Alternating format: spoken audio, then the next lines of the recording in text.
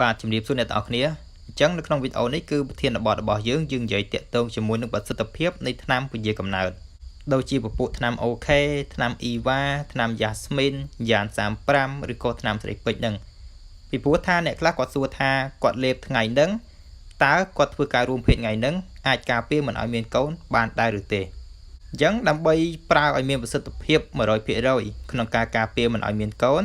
គឺអ្នកនរគ្នាត្រូវដឹងពីរបៀបនៃការប្រើឲ្យបានត្រឹមត្រូវជាមុនសិនអញ្ចឹងមុននឹងយើងនិយាយពីរបៀបនៃការប្រើឲ្យបានត្រឹមត្រូវគឺខ្ញុំសូមឲ្យអ្នកនរគ្នាធ្វើការចុច Subscribe នៅ Channel ម៉ាក់ពិសិដ្ឋនេះម្នាក់មួយមកដើម្បីទទួលបាននៅវីដេអូតាក់ទងជាមួយនឹងចំណេះដឹងល្អៗជាច្រើនបន្ថែមទៀតតែឥឡូវយើងនិយាយពីរបៀបប្រើត្រឹមត្រូវនៃថ្នាំពន្យាកំណើតថ្នាំគ្រាប់ពន្យាកំណើតអញ្ចឹងតាក់ទងជាមួយថ្នាំគ្រាប់ពន្យាកំណើតដែលគាត់សួរថ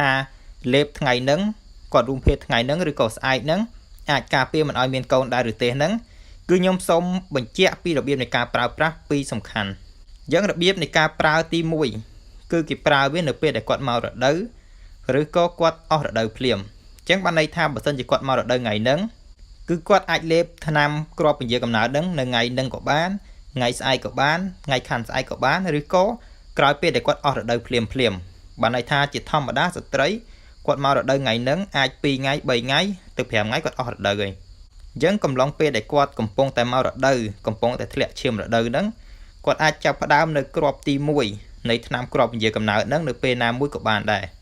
ឬក៏ក្រោយពេលដែលគាត់អស់រដូវភ្លាមបានន័យថាគាត់អស់រដូវថ្ងៃហ្នឹងភ្លាមគាត់ចាប់ផ្ដើមលេបថ្ងៃស្អែកក៏បានដែរអញ្ចឹងបើសិនជាគាត់ប្រើប្រាស់ក្នុងករណីហ្នឹងនៅពេលដែលគាត់លេបភ្លាមគាត់អាចធ្វើការរួមភេទបានភ្លាមគឺសុវត្ថិភាព 100% ក្នុងការការពារមិនឲ្យមានកូន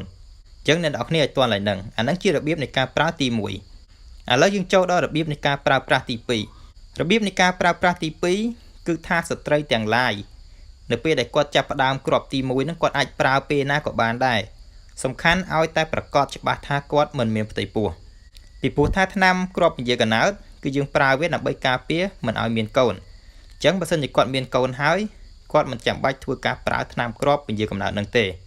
េប៉ុន្តែបើសិនជាគាត់ធ្វើតេស្តទឹកនោមហើយឬក៏គាត់មិនដែលធ្លាប់រួមភេទពីមុនមកទេយើងស្រាប់តែគាត់ចង់ចាប់ផ្ដើមប្រើឲ្យតែគាត់ប្រកាសថាគាត់អត់មានកូនគឺគាត់អាចលេបគ្រាប់ទី1ហ្នឹងនៅថ្ងៃណាមួយក៏បានដែរ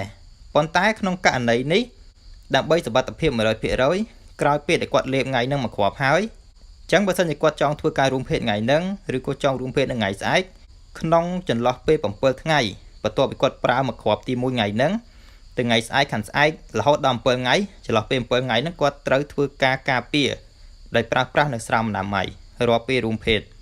លើសពី7ថ្ងៃហ្នឹងទៅគឺគាត់មិនបាច់ចាំប្រើស្រោមអនាម័យទេគាត់អាចធ្វើការរួមភេទបានធម្មតាប៉ុន្តែថ្នាំហ្នឹងត្រូវធ្វើម៉េចលេបឲ្យបានទៀងទាត់ជាប្រចាំបានន័យថាគ្រាប់ទី1លេបថ្ងៃហ្នឹងស្អែកលេបមួយគ្រាប់ទៀតខាន់ស្អែកលេបមួយគ្រាប់ទៀតដល់ថ្ងៃបន្ទាប់លេបរហូតលេបឲ្យទៀងម៉ោងទៀងពេលបានន័យថាគ្រាប់ទី1យើងចាប់ផ្ដើមនៅថ្ងៃណានៅម៉ោងណាដល់ពេលគ្រាប់ទី2បន្ទាប់នៅថ្ងៃស្អែកហ្នឹងយើងត្រូវលេបឲ្យទៀងម៉ោងហ្នឹងថ្ងៃហ្នឹងពេលតែមួយឲ្យទាន់ឡើយហ្នឹងណាអញ្ចឹងពេលវេលាដែលយើងត្រូវជ្រើសរើសក្នុងការលេបថ្នាំហ្នឹងក៏យើងមិនចេះតែលេបដែរយើងត្រូវមើលថាតើយើងមានពេលណាដែលសមស្របដើម្បីឲ្យយើងធ្វើការលេបថ្នាំហ្នឹងទៅហើយជៀសវាងការភ្លេចដោយសារតែមានអ្នកខ្លះគាត់សួរថាគាត់ប្រាប់ថាភ្លេចលេបមួយគ្រាប់តើធ្វើម៉េចក្នុងករណីដែលគាត់ភ្លេចលេបមួយគ្រាប់នៅពេលដែលគាត់នឹកឃើញភ្លាមគាត់ត្រូវលេបវាជាបន្ទាន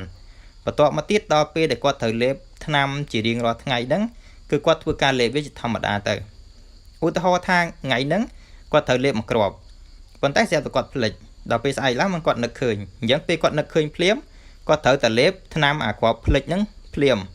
បន្ទាប់មកទៀតឧទាហរណ៍ថាគាត់លេបប្រដងនៅពេលយប់អញ្ចឹងនៅពេលដែលគាត់ភ្លេចគាត់នឹកឃើញនៅពេលព្រឹកគាត់អាចលេបមួយគ្រាប់ដែលគាត់ភ្លេចហ្នឹងនៅពេលព្រឹកទៅ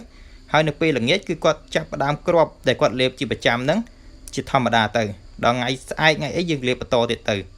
អាហ្នឹងក្នុងករណីភ្លេចមួយគ្រាប់គឺយើងលេបដប់ក៏បានយើងលេបនៅពេលដែលយើងនឹកឃើញភ្លាមក៏បានប៉ុន្តែ